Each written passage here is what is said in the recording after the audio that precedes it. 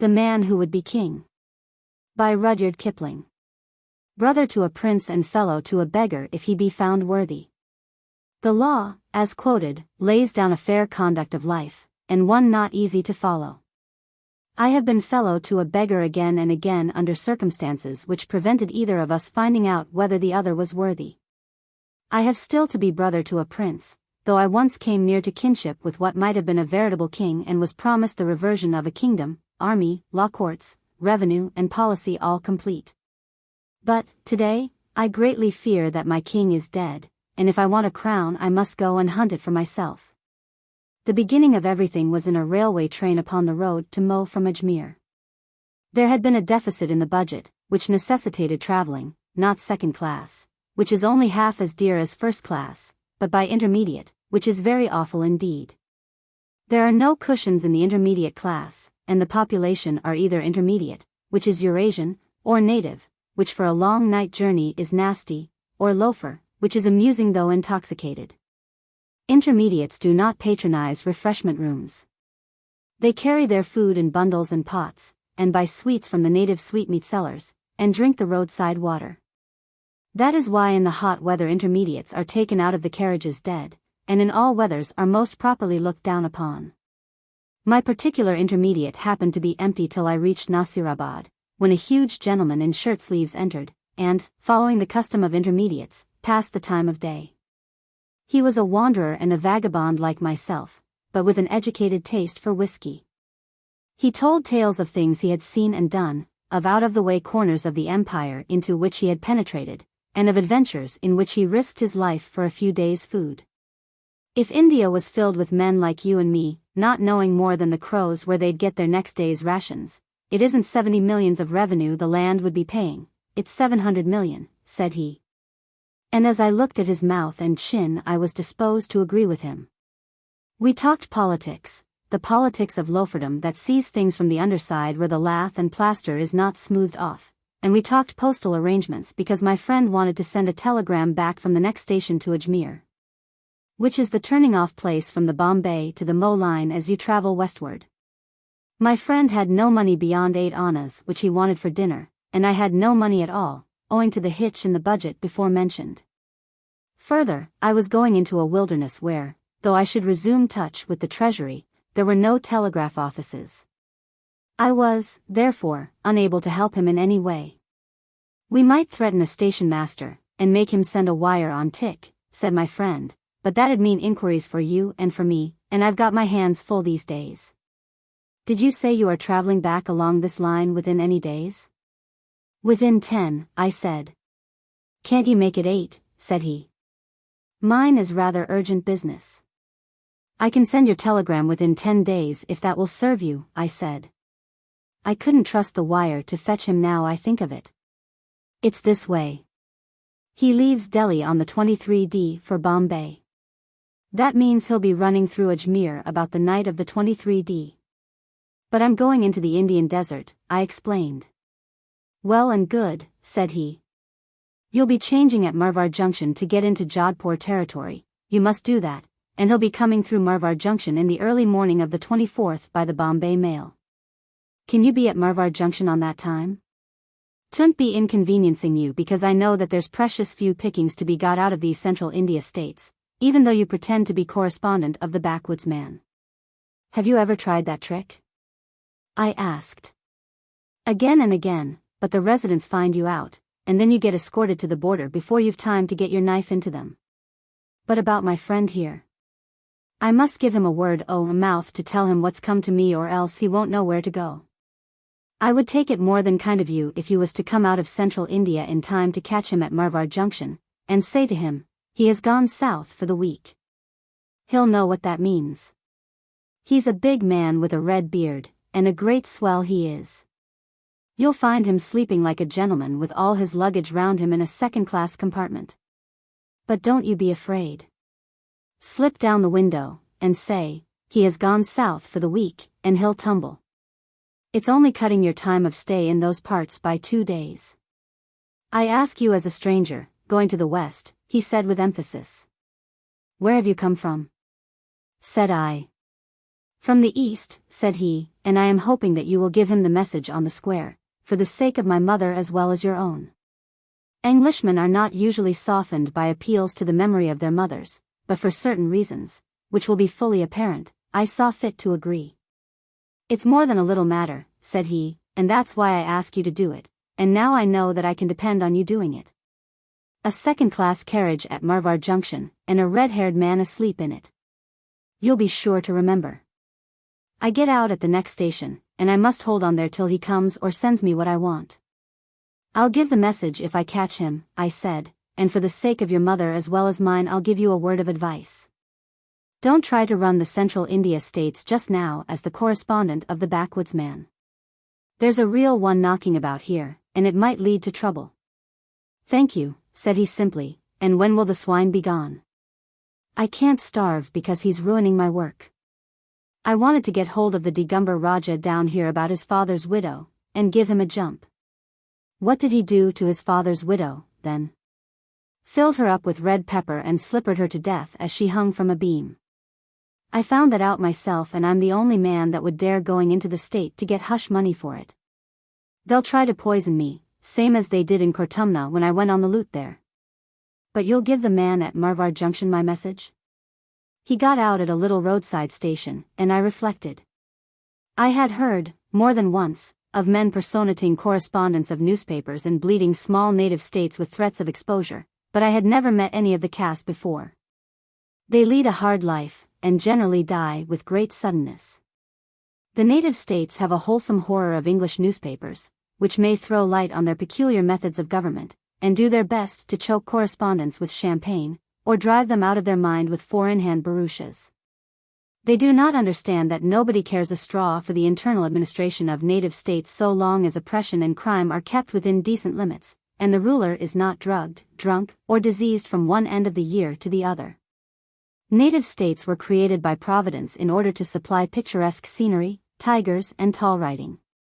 They are the dark places of the earth, full of unimaginable cruelty, touching the railway and the telegraph on one side, and, on the other, the days of Harun al-Rashid. When I left the train I did business with diverse kings, and in 8 days passed through many changes of life. Sometimes I wore dress clothes and consorted with princes and politicals, drinking from crystal and eating from silver. Sometimes I lay out upon the ground and devoured what I could get, from a plate made of a flapjack, and drank the running water, and slept under the same rug as my servant. It was all in a day's work. Then I headed for the great Indian desert upon the proper date, as I had promised, and the night mail set me down at Marvar Junction, where a funny little, happy-go-lucky, native-managed railway runs to Jodhpur. The Bombay mail from Delhi makes a short halt at Marvar. She arrived as I got in, and I had just time to hurry to her platform and go down the carriages. There was only one second class on the train. I slipped the window and looked down upon a flaming red beard, half covered by a railway rug. That was my man, fast asleep, and I dug him gently in the ribs. He woke with a grunt and I saw his face in the light of the lamps. It was a great and shining face. "Tickets again?" said he. "No," said I am to tell you that he has gone south for the week." "He has gone south for the week."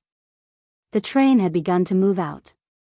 The red man rubbed his eyes. "He has gone south for the week," he repeated. Now that's just like his impudence. "Did he say that I was to give you anything?" "'Cause I won't." "He didn't," I said, and dropped away, and watched the red lights die out in the dark. It was horribly cold because the wind was blowing off the sands. I climbed into my own train, not an intermediate carriage this time, and went to sleep. If the man with the beard had given me a rupee I should have kept it as a memento of a rather curious affair. But the consciousness of having done my duty was my only reward. Later on I reflected that two gentlemen like my friends could not do any good if they foregathered and personated correspondents of newspapers, and might, if they stuck up one of the little rat-trap states of central India or southern Rajputana, get themselves into serious difficulties. I therefore took some trouble to describe them as accurately as I could remember to people who would be interested in deporting them, and succeeded, so I was later informed, in having them headed back from the Digambar borders. Then I became respectable, and returned to an office where there were no kings and no incidents except the daily manufacture of a newspaper. A newspaper office seems to attract every conceivable sort of person, to the prejudice of discipline.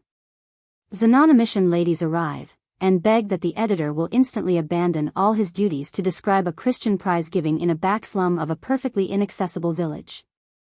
Colonels who have been overpassed for command sit down and sketch the outline of a series of 10, 12, or 24 leading articles on seniority versus selection. Missionaries wish to know why they have not been permitted to escape from their regular vehicles of abuse and swear at a brother missionary under special patronage of the editorial we. Stranded theatrical companies troop up to explain that they cannot pay for their advertisements, but on their return from New Zealand or Tahiti will do so with interest. Inventors of patent punka-pulling machines, carriage couplings and unbreakable swords and axletrees call with specifications in their pockets and hours at their disposal. Tea companies enter and elaborate their prospectuses with the office pens.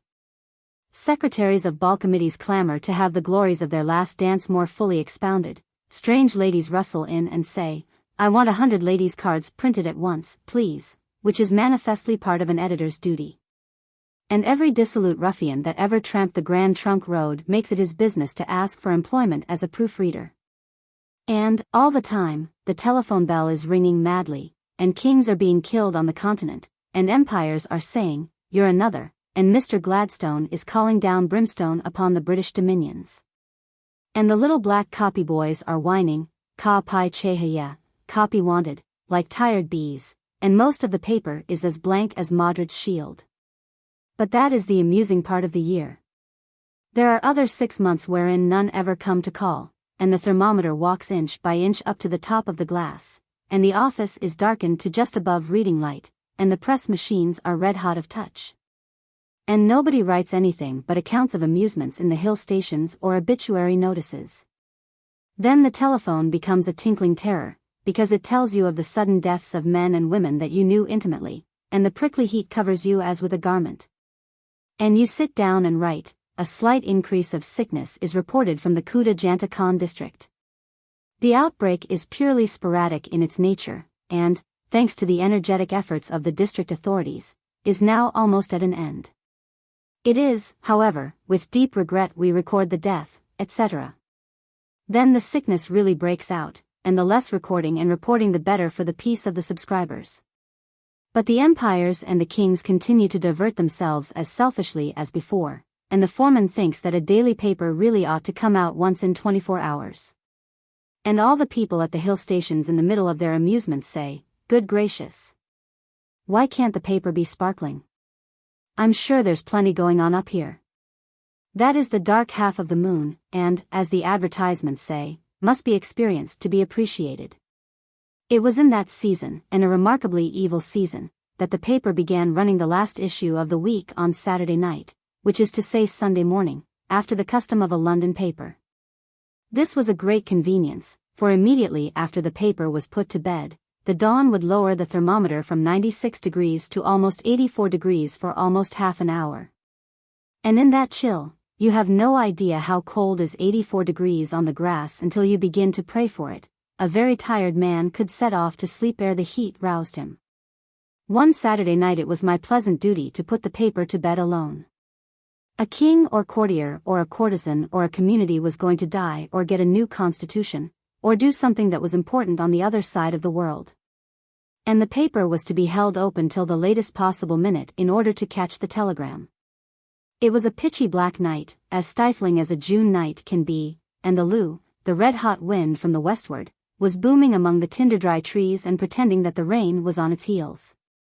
Now and again a spot of almost boiling water would fall on the dust with the flop of a frog, but all our weary world knew that was only pretense. It was a shade cooler in the press room than the office, so I sat there, while the type ticked and clicked, and the nightjars hooted at the windows, and the all but naked compositors wiped the sweat from their foreheads and called for water. The thing that was keeping us back, whatever it was, would not come off, though the loo dropped and the last type was set, and the whole round earth stood still in the choking heat, with its finger on its lip, to wait the event. I drowsed, and wondered whether the telegraph was a blessing, and whether this dying man, or struggling people, was aware of the inconvenience the delay was causing. There was no special reason beyond the heat and worry to make tension, but, as the clock hands crept up to 3 o'clock and the machines spun their flywheels 2 and 3 times to see that all was in order. Before I said the word that would set them off, I could have shrieked aloud. Then the roar and rattle of the wheels shivered the quiet into little bits. I rose to go away, but 2 men in white clothes stood in front of me. The first one said, "It's him." The second said, "So it is." And they both laughed almost as loudly as the machinery roared, and mopped their foreheads. We see there was a light burning across the road and we were sleeping in that ditch there for coolness, and I said to my friend here, "The office is open. Let's come along and speak to him as turned us back from the Degumber state," said the smaller of the 2. He was the man I had met in the Mo train, and his fellow was the red-bearded man of Marvar Junction. There was no mistaking the eyebrows of the one or the beard of the other. I was not pleased, because I wished to go to sleep, not to squabble with loafers. "What do you want?" I asked. "Half an hour's talk with you cool and comfortable, in the office," said the red-bearded man. "We'd like some drink, the contract doesn't begin yet, Peachey, so you needn't look, but what we really want is advice. We don't want money. We ask you as a favor, because you did us a bad turn about Degumber." I led from the press room to the stifling office with the maps on the walls, and the red-haired man rubbed his hands. "That's something like," said he. "This was the proper shop to come to. Now, sir, let me introduce to you Brother Peachey Carnehan, that's him, and Brother Daniel Dravot, that is me, and the less said about our professions the better, for we have been most things in our time. Soldier, sailor, compositor, photographer, proofreader, street preacher, and correspondence of the backwoods man when we thought the paper wanted one. Carnehan is sober, and so am I. Look at us first and see that's sure. It will save you cutting into my talk. We'll take one of your cigars apiece, and you shall see us light." I watched the test. The men were absolutely sober, so I gave them each a tepid peg. "Well and good," said Carnehan of the eyebrows, wiping the froth from his mustache. "Let me talk now, Dan. We have been all over India, mostly on foot. We have been boiler fitters, engine drivers, petty contractors, and all that, and we have decided that India isn't big enough for such as us." They certainly were too big for the office. Dravot's beard seemed to fill half the room and Carnehan's shoulders the other half, as they sat on the big table. Carnehan continued, "The country isn't half worked out because they that governs it won't let you touch it. They spend all their blessed time in governing it, and you can't lift a spade, nor chip a rock, nor look for oil, nor anything like that without all the government saying, 'Leave it alone and let us govern.' Therefore, such as it is, we will let it alone, and go away to some other place where a man isn't crowded and can come to his own. We are not little men, and there is nothing that we are afraid of except drink, and we have signed a contract on that. Therefore, we are going away to be kings." "Kings in our own right," muttered Dravot. "Yes, of course," I said. "You've been tramping in the sun, and it's a very warm night, and hadn't you better sleep over the notion? Come tomorrow." "Neither drunk nor sunstruck," said Dravot. "We have slept over the notion half a year, and require to see books and atlases, and we have decided that there is only one place now in the world that 2 strong men can Sarawak. They call it Kafiristan. By my reckoning it's the top right-hand corner of Afghanistan, not more than 300 miles from Peshawar. They have 32 heathen idols there, and will be the 33rd. It's a mountainous country, and the women of those parts are very beautiful. But that is provided against in the contract," said Carnehan. "Neither women nor liquor, Daniel. And that's all we know, except that no one has gone there, and they fight, and in any place where they fight a man who knows how to drill men can always be a king. We shall go to those parts and say to any king we find, 'Deke, you want to vanquish your foes,' and we will show him how to drill men, for that we know better than anything else. Then we will subvert that king and seize his throne and establish a dynasty." "You'll be cut to pieces before you're 50 miles across the border," I said. "You have to travel through Afghanistan to get to that country. It's one mass of mountains and peaks and glaciers, and no Englishman has been through it. The people are utter brutes, and even if you reached them you couldn't do anything. That's more like, said Carnehan. If you could think us a little more mad we would be more pleased. We have come to you to know about this country, to read a book about it, and to be shown maps. We want you to tell us that we are fools and to show us your books. He turned to the bookcases. Are you at all in earnest? I said. A little, said Dravot, sweetly. As big a map as you have got, even if it's all blank where Kafiristan is, and any books you've got. We can read, though we aren't very educated. I unkissed the big 32 miles to the inch map of India, and 2 smaller frontier maps, hauled down volume INFKN of the Encyclopedia Britannica, and the men consulted them. See here, said Dravot, his thumb on the map. Up to Jagdalak, Peachey and me know the road. We was there with Roberts's army. We'll have to turn off to the right at Jagdalak through Lagman territory.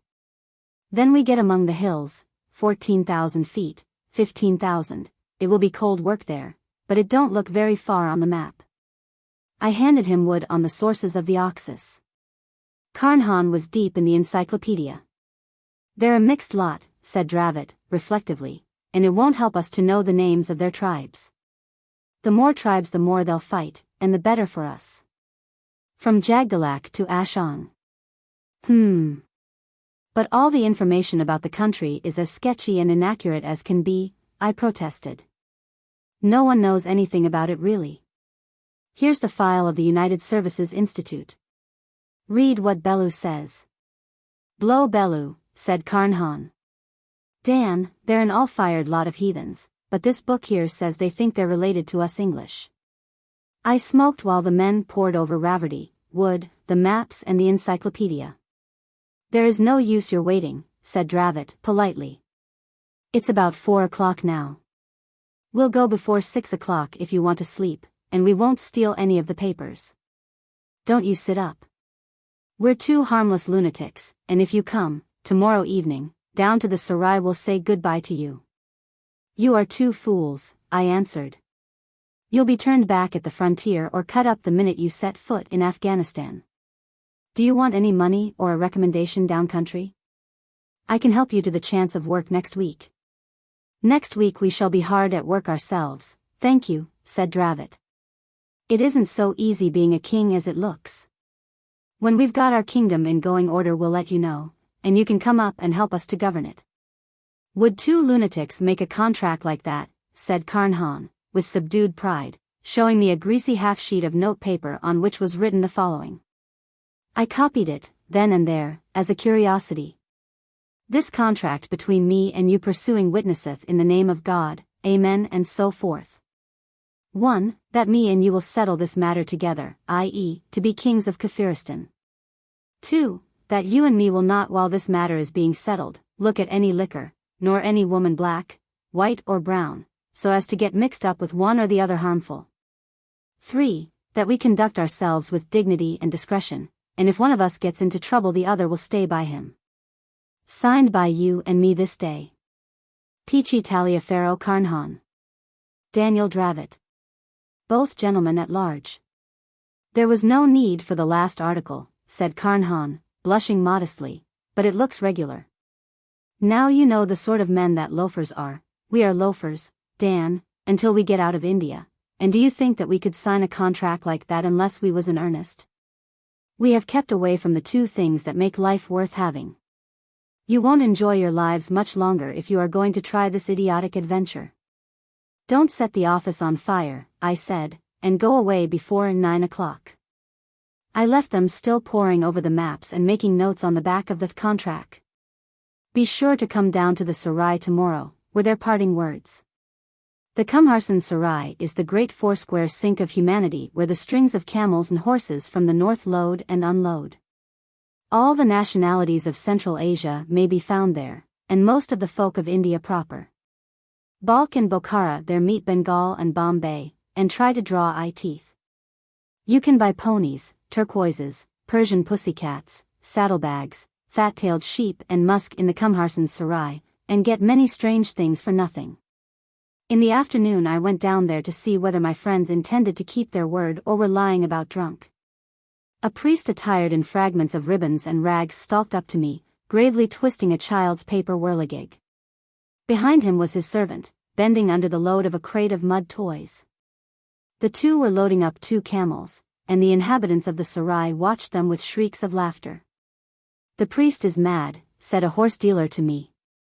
"He is going up to Kabul to sell toys to the emir. He will either be raised to honor or have his head cut off. He came in here this morning and has been behaving madly ever since." "The witless are under the protection of God," stammered a flat-cheeked Uzbek in broken Hindi. "They foretell future events. Would they could have foretold that my caravan would have been cut up by the Shinwaris almost within shadow of the pass," grunted the Yusufzai agent of a Rajputana trading house whose goods had been feloniously diverted into the hands of other robbers just across the border, and whose misfortunes were the laughingstock of the bazaar. "Oh hey, priest, whence come you and whither do you go?" "From Rum have I come," shouted the priest, waving his whirligig, "from Rum, blown by the breath of 100 devils across the sea. O thieves, robbers, liars, the blessing of Pir Khan on pigs, dogs, and perjurers. Who will take the protected of God to the north to sell charms that are never still to the emir? The camels shall not gall, the sons shall not fall sick, and the wives shall remain faithful while they are away, of the men who give me place in their caravan. Who will assist me to slipper the king of the Rus with a golden slipper with a silver heel? The protection of Pir Khan be upon his labors." He spread out the skirts of his gabardine and pirouette between the lines of tethered horses. "There starts a caravan from Peshawar to Kabul in 20 days, Hazrat," said the Yusufzai trader. "My camels go therewith. Do thou also go and bring us good luck." "I will go even now," shouted the priest. "I will depart upon my winged camels, and be at Peshawar in a day." "Ho! Hazar Mir Khan," he yelled to his servant, "drive out the camels, but let me first mount my own." He leaped on the back of his beast as it knelt, and turning round to me, cried, "Come thou also, Sahib, a little along the road, and I will sell thee a charm, an amulet that shall make thee king of Kafiristan." Then the light broke upon me, and I followed the 2 camels out of the sarai till we reached open road and the priest halted. "What do you think that?" said he in English. "Carnehan can't talk their patter, so I've made him my servant." "He makes a handsome servant. 'Tisn't for nothing that I've been knocking about the country for 14 years. Didn't I do that talk neat? We'll hitch on to a caravan at Peshawar till we get to Jagdalak, and then we'll see if we can get donkeys for our camels, and strike into Kafiristan. Whirligigs for the emir, O lore. Put your hand under the camel bags and tell me what you feel." I felt the butt of a martini, and another and another. 20 of M, said Dravot, placidly. 20 of M, and ammunition to correspond, under the whirligigs and the mud dolls. Heaven help you if you are caught with those things, I said. A martini is worth her weight in silver among the Pathans. 1,500 rupees of capital, every rupee we could beg, borrow, or steal, are invested on these 2 camels, said Dravot. We won't get caught. We're going through the Khyber with a regular caravan. Who'd touch a poor mad priest? Have you got everything you want? I asked, overcome with astonishment. Not yet, but we shall soon. Give us a memento of your kindness, brother. You did me a service yesterday, and that time in Marvar. Half my kingdom shall you have, as the saying is. I slipped a small charm compass from my watch chain and handed it up to the priest. Goodbye, said Dravot, giving me his hand cautiously. It's the last time we'll shake hands with an Englishman these many days. Shake hands with him, Carnehan, he cried, as the second camel passed me. Carnehan leaned down and shook hands. Then the camels passed away along the dusty road, and I was left alone to wonder. My eye could detect no failure in the disguises. The scene in the Sarai attested that they were complete to the native mind. There was just the chance, therefore, that Carnehan and Dravot would be able to wander through Afghanistan without detection. But, beyond, they would find death, certain and awful death.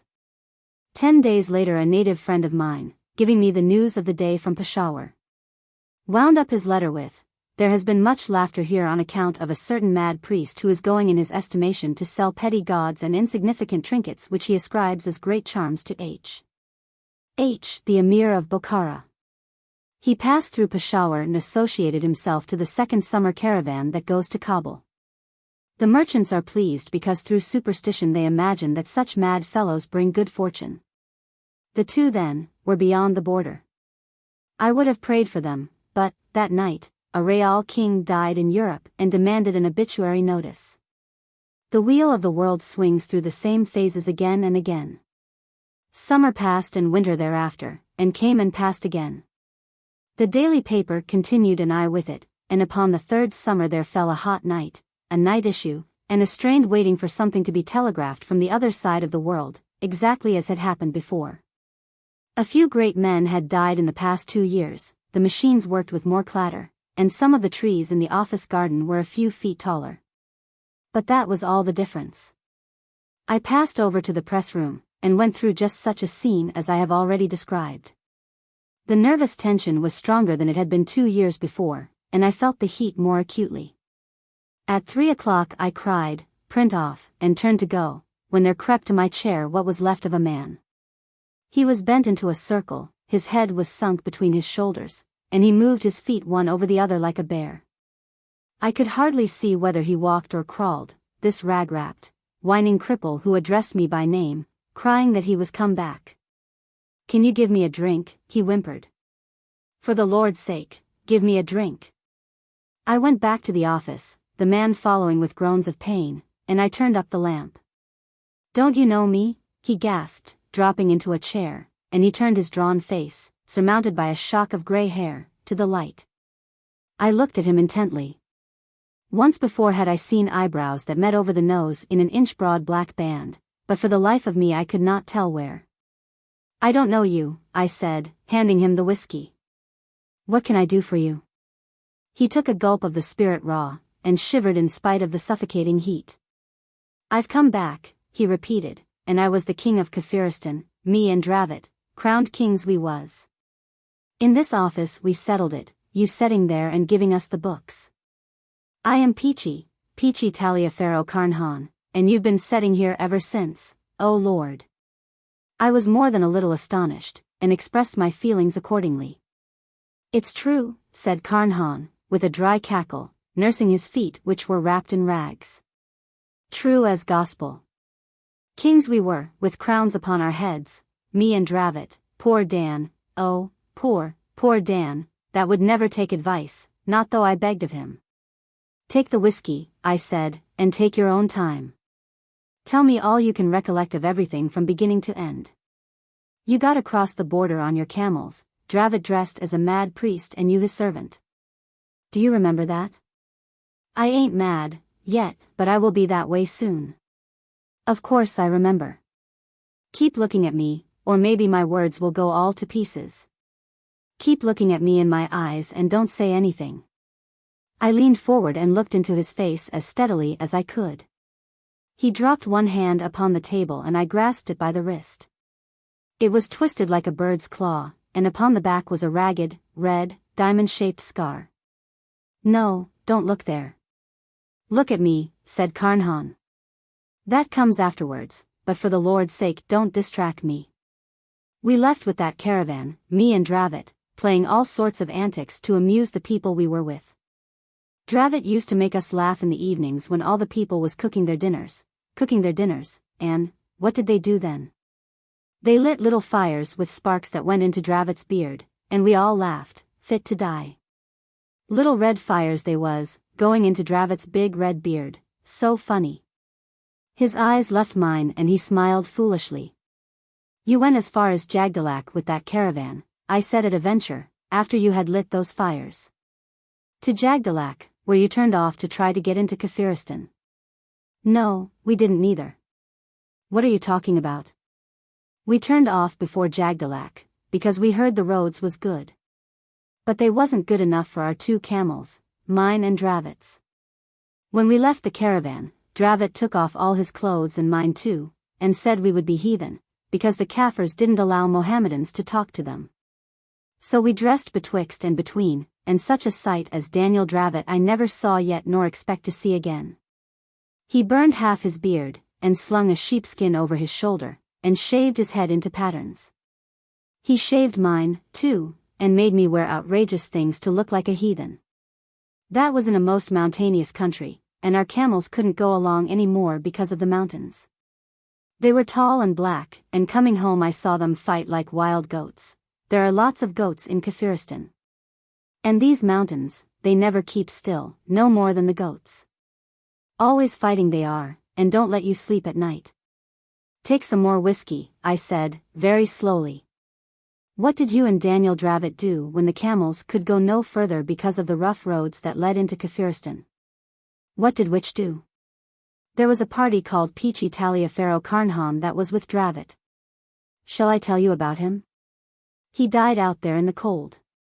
Slap from the bridge fell old Peachey, turning and twisting in the air like a penny whirligig that you can sell to the emir. No, there was 2 for 3 ha'pence, those whirligigs, or I am much mistaken and waffle sore. And then these camels were no use, and Peachey said to Dravot, for the Lord's sake, let's get out of this before our heads are chopped off, and with that they killed the camels all among the mountains, not having anything in particular to eat. But first they took off the boxes with the guns and the ammunition, till 2 men came along driving 4 mules. Dravot up and dances in front of them, singing, "Sell me 4 mules." Says the first man, "If you are rich enough to buy, you are rich enough to rob." But before ever he could put his hand to his knife, Dravot breaks his neck over his knee, and the other party runs away. So Carnehan loaded the mules with the rifles that was taken off the camels, and together we starts forward into those bitter cold mountainous parts, and never a road broader than the back of your hand. He paused for a moment, while I asked him if he could remember the nature of the country through which he had journeyed. I am telling you as straight as I can, but my head isn't as good as it might be.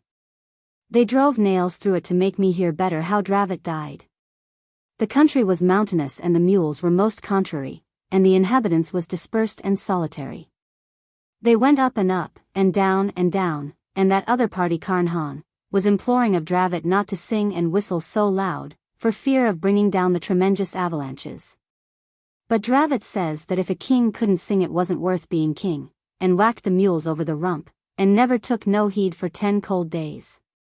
We came to a big level valley all among the mountains, and the mules were near dead, so we killed them, not having anything in special for them or us to eat. We sat upon the boxes, and played odd and even with the cartridges that was jolted out. Then 10 men with bows and arrows ran down that valley, chasing 20 men with bows and arrows, and the row was tremendous. They was fair men, fairer than you or me, with yellow hair and remarkable well built. Says Dravot, unpacking the guns, "This is the beginning of the business. We'll fight for the 10 men, and with that he fires 2 rifles at the 20 men and drops one of them at 200 yards from the rock where we was sitting. The other men began to run, but Carnehan and Dravot sits on the boxes picking them off at all ranges, up and down the valley. Then we goes up to the 10 men that had run across the snow too, and they fires a footy little arrow at us. Dravot he shoots above their heads and they all falls down flat. Then he walks over them and kicks them, and then he lifts them up and shakes hands all around to make them friendly like.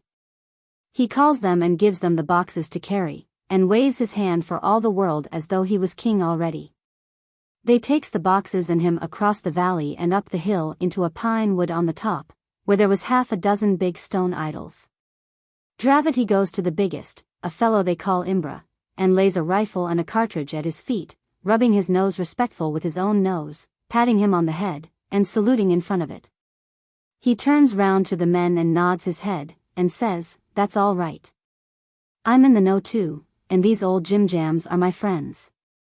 Then he opens his mouth and points down it, and when the first man brings him food, he says, "No." And when the second man brings him food, he says, "No." But when one of the old priests and the boss of the village brings him food, he says, "Yes," very haughty, and eats it slow. That was how we came to our first village, without any trouble, just as though we had tumbled from the skies.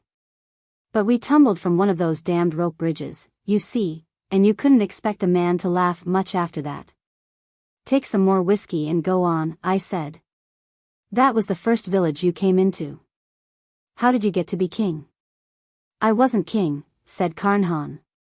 Dravot he was the king, and a handsome man he looked with the gold crown on his head and all. Him and the other party stayed in that village, and every morning Dravot sat by the side of old Imbra, and the people came and worshipped. That was Dravot's order. Then a lot of men came into the valley, and Carnehan and Dravot picks them off with the rifles before they knew where they was, and runs down into the valley and up again the other side, and finds another village, same as the first one. And the people all falls down flat on their faces, and Dravot says, "Now what is the trouble between you two villages?" And the people points to a woman, as fair as you or me, that was carried off, and Dravot takes her back to the first village and counts up the dead, 8 there was. For each dead man Dravot pours a little milk on the ground and waves his arms like a whirligig and, "That's all right," says he. Then he and Carnehan takes the big boss of each village by the arm and walks them down into the valley, and shows them how to scratch a line with a spear right down the valley, and gives each a sod of turf from both sides, the line. Then all the people comes down and shouts like the devil and all, and Dravot says, "Go and dig the land, and be fruitful and multiply," which they did, though they didn't understand. Then we asks the names of things in their lingo, bread and water and fire and idols and such, and Dravot leads the priest of each village up to the idol, and says he must sit there and judge the people, and if anything goes wrong he is to be shot. Next week they was all turning up the land in the valley as quiet as bees and much prettier, and the priests heard all the complaints and told Dravot in dumb show what it was about. "That's just the beginning," says Dravot. "They think we're gods." He and Carnehan picks out 20 good men and shows them how to click off a rifle, and form fours, and advance in line, and they was very pleased to do so, and clever to see the hang of it. Then he takes out his pipe and his bocce pouch and leaves one at one village, and one at the other, and off we two goes to see what was to be done in the next valley. That was all rock, and there was a little village there, and Carnehan says, "Send M to the old valley to plant," and takes M there and gives M some land that wasn't took before. They were a poor lot, and we blooded M with a kid before letting M into the new kingdom. That was to impress the people, and then they settled down quiet, and Carnehan went back to Dravot who had got into another valley, all snow and ice and most mountainous. There was no people there and the army got afraid, so Dravot shoots one of them, and goes on till he finds some people in a village, and the army explains that unless the people wants to be killed they had better not shoot their little matchlocks. For they had matchlocks. We makes friends with the priest and I stays there alone with 2 of the army, teaching the men how to drill, and a thundering big chief comes across the snow with kettle drums and horns twanging, because he heard there was a new god kicking about. Carnehan sights for the brown of the men half a mile across the snow and wings one of them. Then he sends a message to the chief that, unless he wished to be killed, he must come and shake hands with me and leave his arms behind. The chief comes alone first, and Carnehan shakes hands with him and whirls his arms about, same as Dravot used, and very much surprised that chief was, and strokes my eyebrows. Then Carnehan goes alone to the chief, and asks him in dumb show if he had an enemy he hated. "I have," says the chief. So Carnehan weeds out the pick of his men, and sets the 2 of the army to show them drill, and at the end of 2 weeks the men can maneuver about as well as volunteers. So he marches with the chief to a great big plain on the top of a mountain, and the chief's men rushes into a village and takes it, we 3 martinis firing into the brown of the enemy. So we took that village too, and I gives the chief a rag from my coat and says, "Occupy till I come," which was scriptural. By way of a reminder, when me and the army was 1800 yards away, I drops a bullet near him standing on the snow, and all the people falls flat on their faces. Then I sends a letter to Dravot, wherever he be by land or by sea. At the risk of throwing the creature out of train I interrupted, "How could you write a letter up yonder?" "The letter?" "Oh. The letter. Keep looking at me between the eyes, please." It was a string-talk letter, that we'd learned the way of it from a blind beggar in the Punjab. I remember that there had once come to the office a blind man with a knotted twig and a piece of string which he wound round the twig according to some cipher of his own. He could, after the lapse of days or hours, repeat the sentence which he had reeled up. He had reduced the alphabet to 11 primitive sounds, and tried to teach me his method, but failed. I sent that letter to Dravot, said Carnehan, and told him to come back because this kingdom was growing too big for me to handle, and then I struck for the first valley, to see how the priests were working. They called the village we took along with the chief, Bashkai, and the first village we took, Erheb. The priest at Erheb was doing all right, but they had a lot of pending cases about land to show me, and some men from another village had been firing arrows at night. I went out and looked for that village and fired 4 rounds at it from 1,000 yards. That used all the cartridges I cared to spend, and I waited for Dravot, who had been away 2 or 3 months, and I kept my people quiet. One morning I heard the devil's own noise of drums and horns, and Dan Dravot marches down the hill with his army and a tail of hundreds of men, and, which was the most amazing, a great gold crown on his head. My Gord, Carnehan, says Daniel, this is a tremendous business, and we've got the whole country as far as it's worth having. I am the son of Alexander by Queen Semiramis, and you're my younger brother and a god too. It's the biggest thing we've ever seen.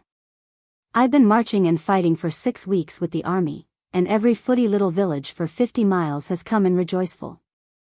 And more than that, I've got the key of the whole show, as you'll see, and I've got a crown for you. I told M to make 2 of M at a place called Shu, where the gold lies in the rock like suet in mutton. Gold I've seen, and turquoise I've kicked out of the cliffs, and there's garnets in the sands of the river, and here's a chunk of amber that a man brought me. Call up all the priests and, here, take your crown. One of the men opens a black hair bag and I slips the crown on. It was too small and too heavy, but I wore it for the glory. Hammered gold it was, 5-pound weight, like a hoop of a barrel. Peachey, says Dravot, we don't want to fight no more. The craft's the trick, so help me. And he brings forward that same chief that I left at Bashkai, Billy Fish we called him afterwards, because he was so like Billy Fish that drove the big tank engine at Mach on the Bolan in the old days. Shake hands with him, says Dravot, and I shook hands and nearly dropped, for Billy Fish gave me the grip. I said nothing, but tried him with the fellow craft grip. He answers, all right, and I tried the master's grip, but that was a slip. A fellow craft he is. I says to Dan, does he know the word? He does, says Dan, and all the priests know. It's a miracle.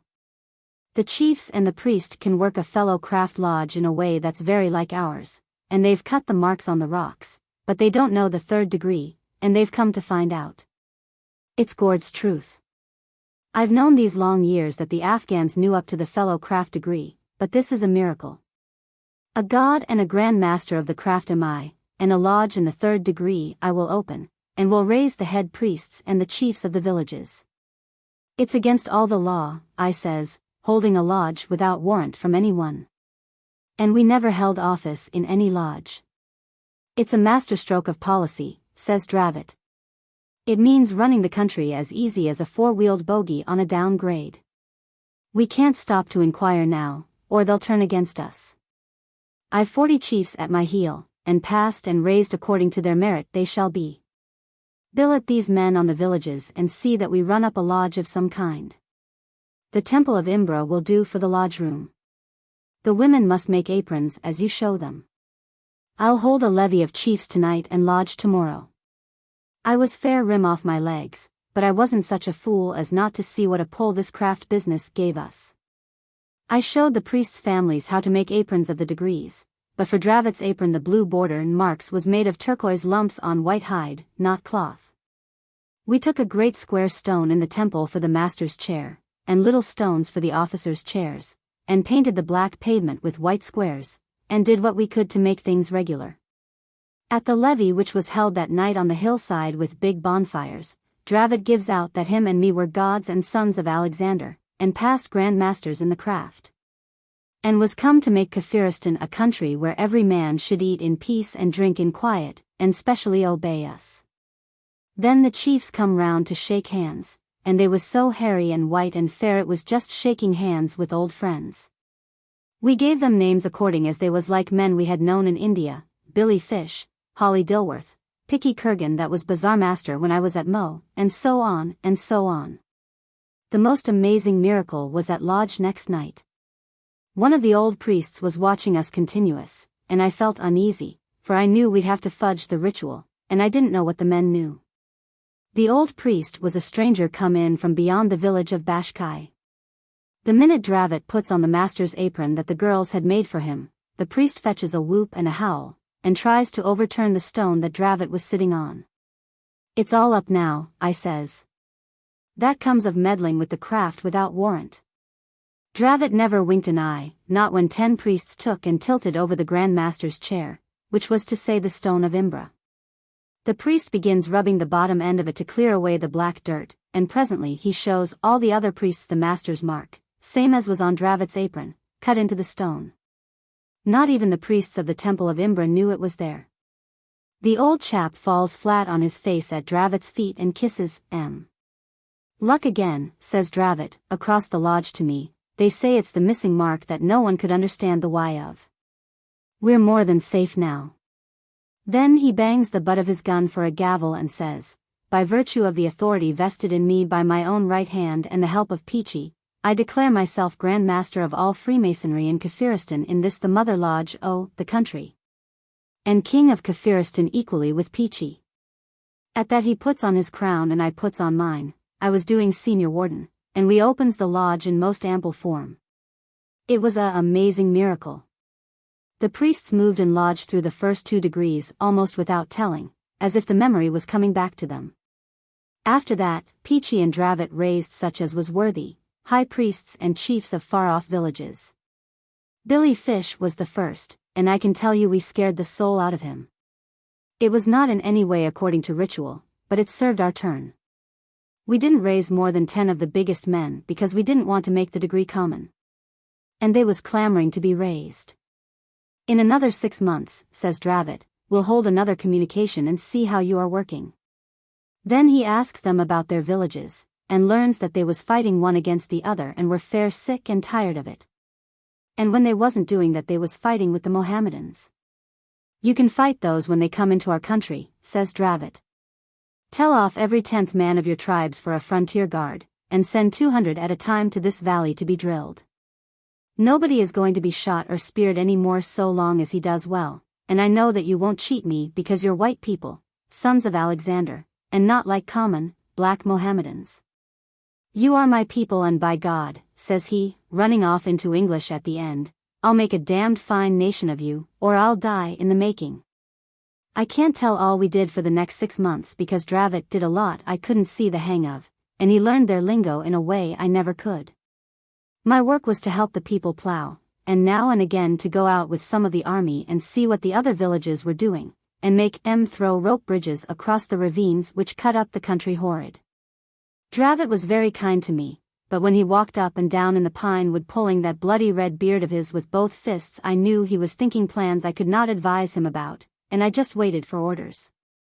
But Dravot never showed me disrespect before the people.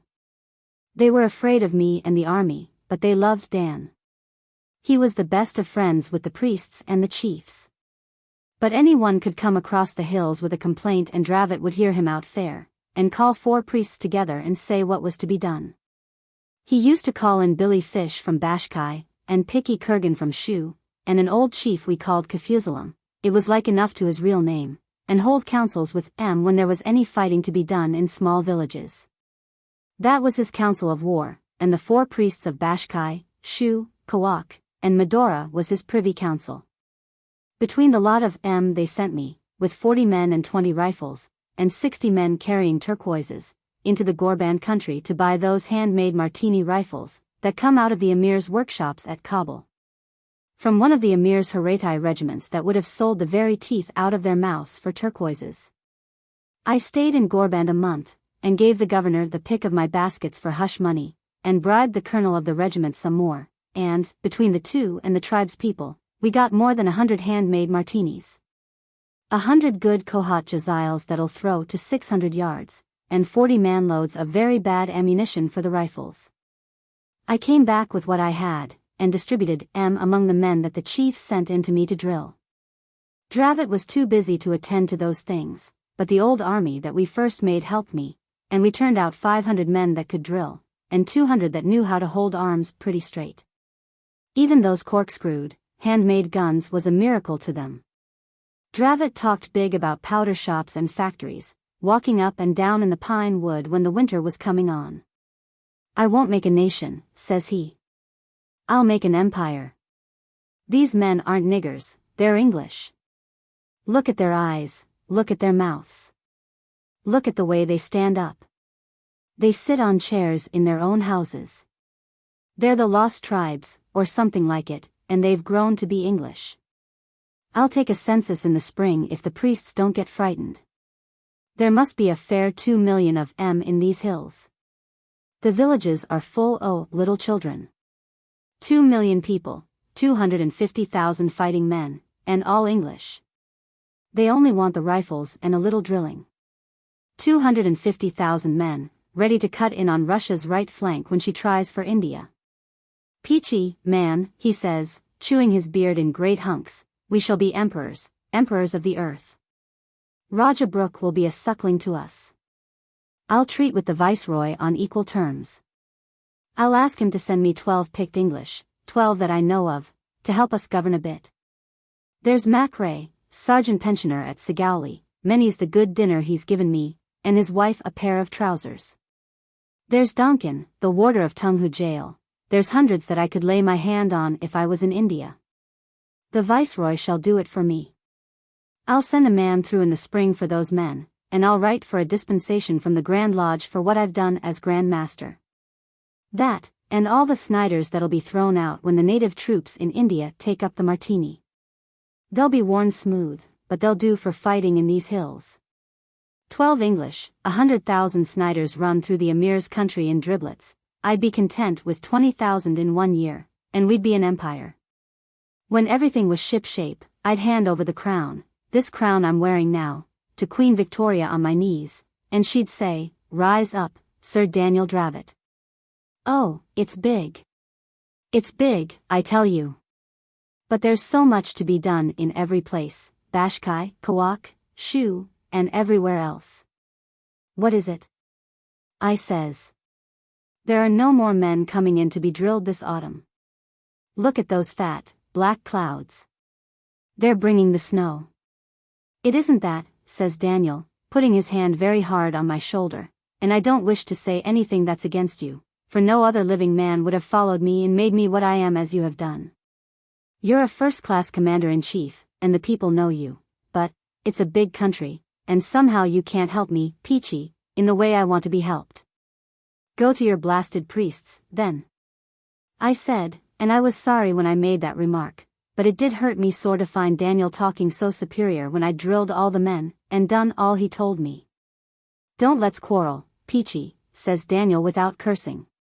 You're a king too, and the half of this kingdom is yours, but can't you see, Peachey, we want clever men than us now, 3 or 4 of 'em that we can scatter about for our deputies? It's a hugest great state, and I can't always tell the right thing to do, and I haven't time for all I want to do, and here's the winter coming on and all. He put half his beard into his mouth, and it was as red as the gold of his crown. I'm sorry, Daniel, says I, I've done all I could. I've drilled the men and shown the people how to stack their oats better, and I've brought in those tinware rifles from Gorband, but I know what you're driving at. I take it kings always feel oppressed that way. There's another thing too, says Dravot, walking up and down. The winter's coming and these people won't be giving much trouble, and if they do we can't move about. I want a wife. For Gord's sake leave the women alone. I says. We've both got all the work we can, though I am a fool. Remember the contract, and keep clear o' women. The contract only lasted till such time as we was kings. And kings we have been these months past, says Dravot, weighing his crown in his hand. You go get a wife too, Peachey, a nice, strap-in, plump girl that'll keep you warm in the winter. They're prettier than English girls, and we can take the pick of 'em. Boil 'em once or twice in hot water, and they'll come as fair as chicken and ham. Don't tempt me. I says. I will not have any dealings with a woman not till we are a damn side more settled than we are now. I've been doing the work 2 men, and you've been doing the work 3. Let's lie off a bit, and see if we can get some better tobacco from Afghan country and run in some good liquor, but no women. Who's talking women, says Dravot. I said wife, a queen to breed a king's son for the king. A queen out of the strongest tribe, that'll make them your blood brothers, and that'll lie by your side and tell you all the people thinks about you and their own affairs. That's what I want. Do you remember that Bengali woman I kept at Mughal Sarai when I was plate layer, says I, a fat lot good she was to me. She taught me the lingo and 1 or 2 other things, but what happened? She ran away with the station master's servant and half my month's pay. Then she turned up at Dater Junction in tow of a half-caste, and had the impudence to say I was her husband, all among the drivers of the running shed. We've done with that, says Dravot. These women are whiter than you or me, and a queen I will have for the winter months. For the last time asking, Dan, do not, I says. It'll only bring us harm.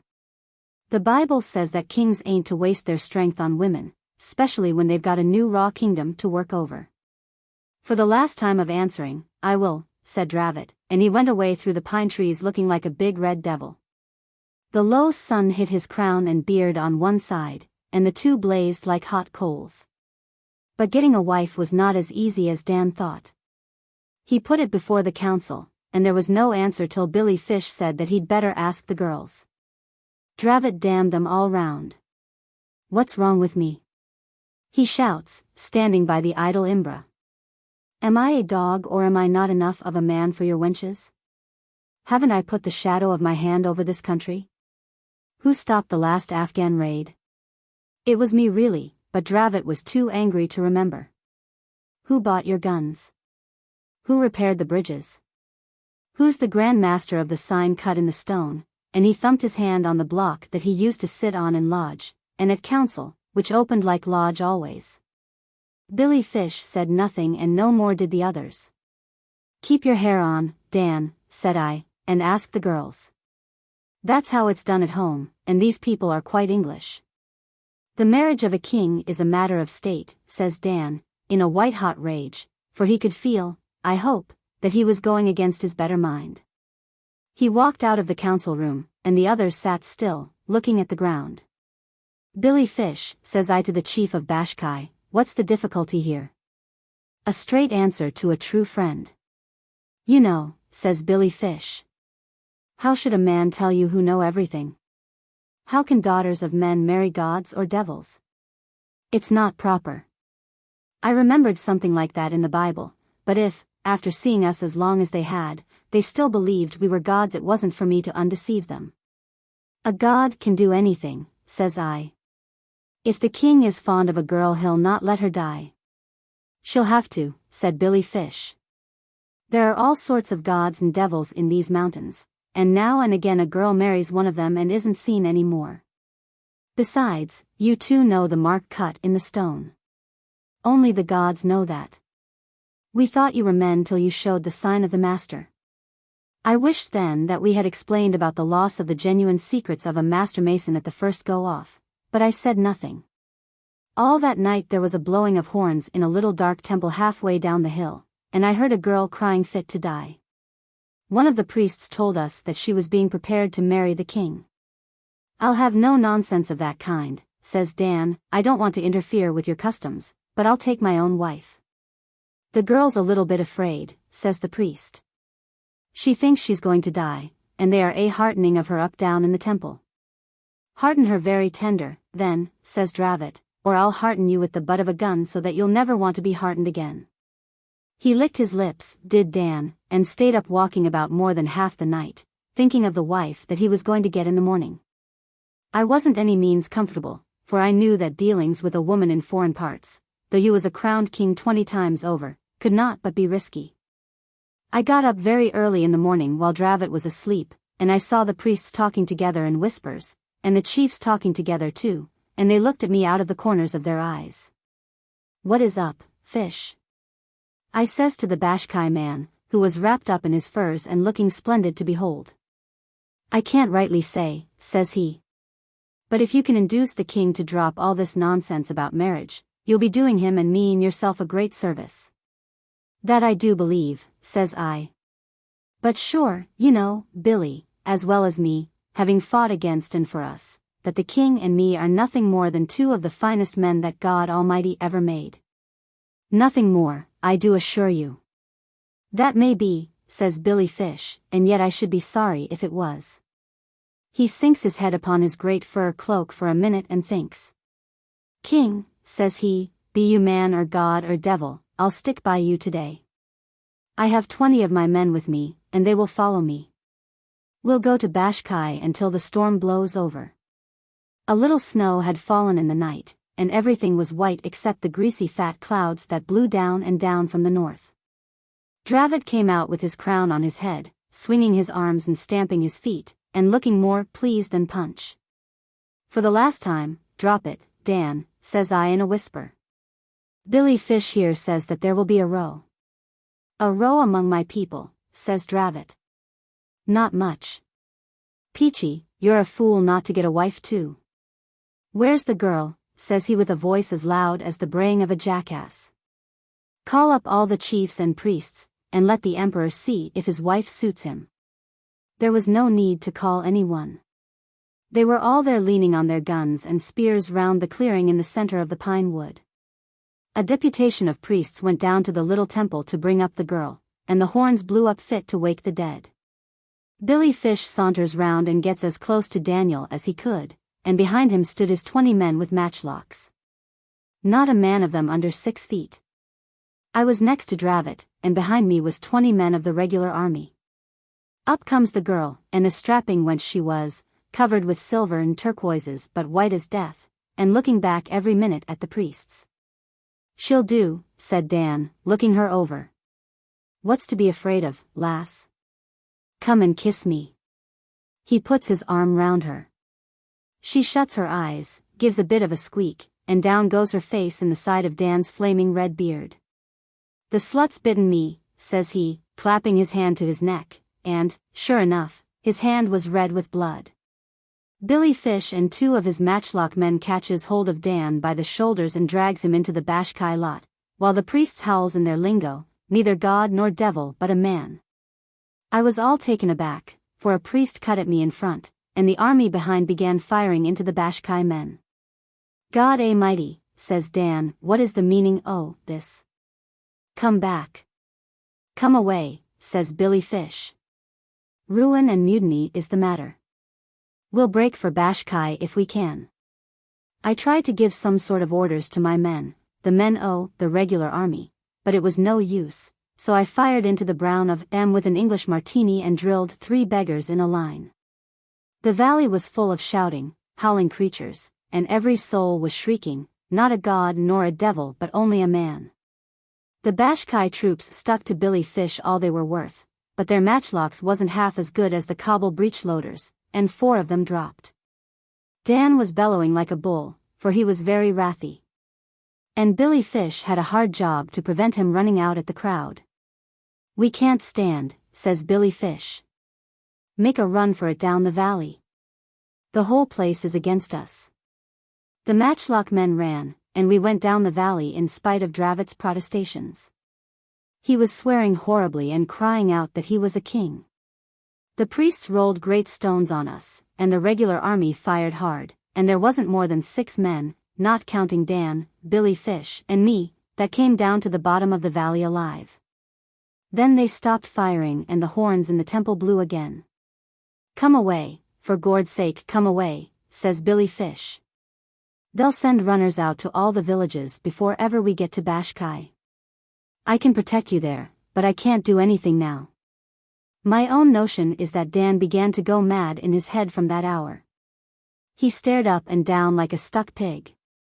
Then he was all for walking back alone and killing the priests with his bare hands.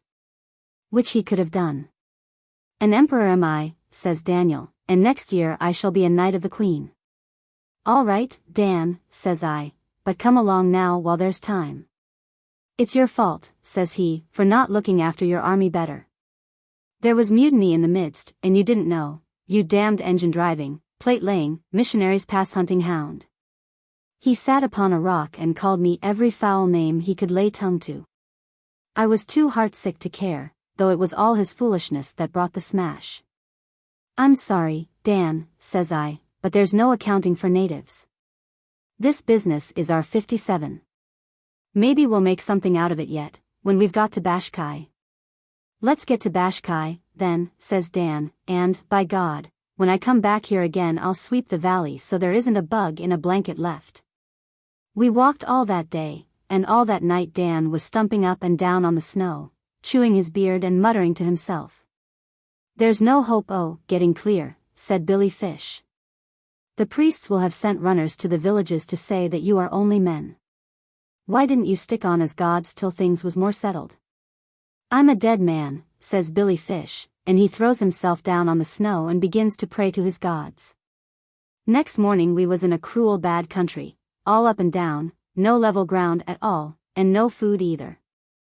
The 6 Bashkai men looked at Billy Fish hungry-wise as if they wanted to ask something, but they said never a word. At noon we came to the top of a flat mountain all covered with snow, and when we climbed up into it, behold, there was an army in position waiting in the middle. The runners have been very quick, says Billy Fish, with a little bit of a laugh. They are waiting for us. 3 or 4 men began to fire from the enemy's side, and a chance shot took Daniel in the calf of the leg. That brought him to his senses. He looks across the snow at the army, and sees the rifles that we had brought into the country. We're done for, says he. They are Englishmen, these people, and it's my blasted nonsense that has brought you to this.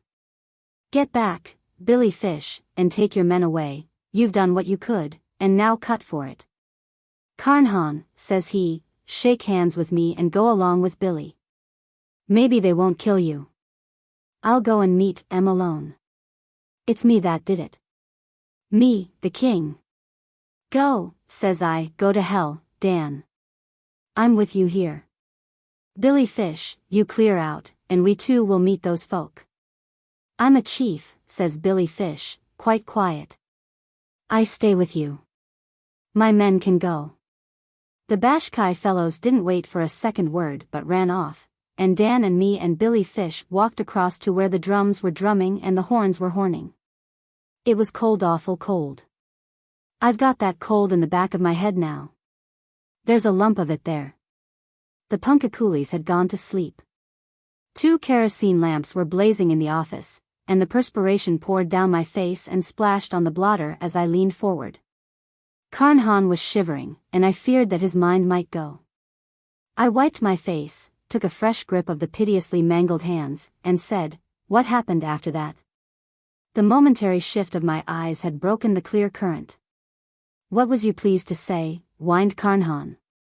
They took them without any sound. Not a little whisper all along the snow, not though the king knocked down the first man that set hand on him, not though old Peachey fired his last cartridge into the brown of them. Not a single solitary sound did those swines make.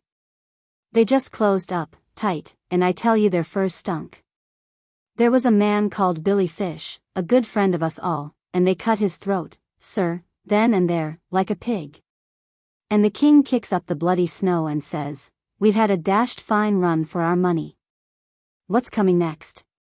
But Peachey Taliaferro, I tell you, sir, in confidence as betwixt 2 friends, he lost his head, sir. No, he didn't neither. The king lost his head, so he did, all along one of those cunning rope bridges. Kindly let me have the paper cutter, sir. It tilted this way. They marched him a mile across that snow to a rope bridge over a ravine with a river at the bottom. You may have seen such. They prodded him behind like an ox. "Damn your eyes," says the king. "D'you suppose I can't die like a gentleman?" He turns to Peachey that was crying like a child. "I've brought you to this, Peachey," says he. "Brought you out of your happy life to be killed in Kafiristan, where you was late commander-in-chief of the emperor's forces. Say you forgive me, Peachey." "I do," says Peachey. "Fully and freely do I forgive you, Dan." "Shake hands, Peachey," says he. I'm going now. Out he goes, looking neither right nor left, and when he was plumb in the middle of those dizzy dancing ropes, "Cut, you beggars," he shouts. And they cut, and old Dan fell, turning round and round and round, 20,000 miles, for he took half an hour to fall till he struck the water, and I could see his body caught on a rock with the gold crown close beside. But do you know what they did to Peachey between two pine trees? They crucified him, sir, as Peachey's hands will show. They used wooden pegs for his hands and his feet, and he didn't die. He hung there and screamed, and they took him down next day, and said it was a miracle that he wasn't dead. They took him down, poor old Peachey that hadn't done them any harm, that hadn't done them any. He rocked to and fro and wept bitterly, wiping his eyes with the back of his scarred hands and moaning like a child for some 10 minutes. They was cruel enough to feed him up in the temple, because they said he was more of a god than old Daniel that was a man. Then they turned him out on the snow, and told him to go home, and Peachey came home in about a year, begging along the roads quite safe, for Daniel Dravot he walked before and said, "Come along, Peachey. It's a big thing we're doing." The mountains they danced at night, and the mountains they tried to fall on Peachey's head, but Dan he held up his hand, and Peachey came along bent double. He never let go of Dan's hand, and he never let go of Dan's head. They gave it to him as a present in the temple, to remind him not to come again, and though the crown was pure gold, and Peachey was starving, never would Peachey sell the same. You knew Dravot, sir. You knew right worshipful brother Dravot. Look at him now. He fumbled in the mass of rags round his bent waist, brought out a black horsehair bag embroidered with silver thread, and shook therefrom on to my table, the dried, withered head of Daniel Dravot. The morning sun that had long been paling the lamp struck the red beard and blind sunken eyes, struck, too, a heavy circlet of gold studded with raw turquoises, that Carnehan placed tenderly on the battered temples. You behold now, said Carnehan, the emperor in his habit as he lived, the king of Kafiristan with his crown upon his head. Poor old Daniel that was a monarch once. I shuddered, for, in spite of defacements manifold, I recognized the head of the man of Marvar Junction. Carnehan rose to go. I attempted to stop him. He was not fit to walk abroad. Let me take away the whiskey, and give me a little money, he gasped. I was a king once. I'll go to the deputy commissioner and ask to set in the poorhouse till I get my health. No, thank you, I can't wait till you get a carriage for me. I've urgent private affairs, in the south, at Marvar. He shambled out of the office and departed in the direction of the deputy commissioner's house. That day at noon I had occasion to go down the blinding hot mall, and I saw a crooked man crawling along the white dust of the roadside, his hat in his hand, quavering dolorously after the fashion of street singers at home. There was not a soul in sight, and he was out of all possible earshot of the houses. And he sang through his nose, turning his head from right to left. The Son of Man goes forth to war. A golden crown to gain. His blood-red banner streams afar. Who follows in his train?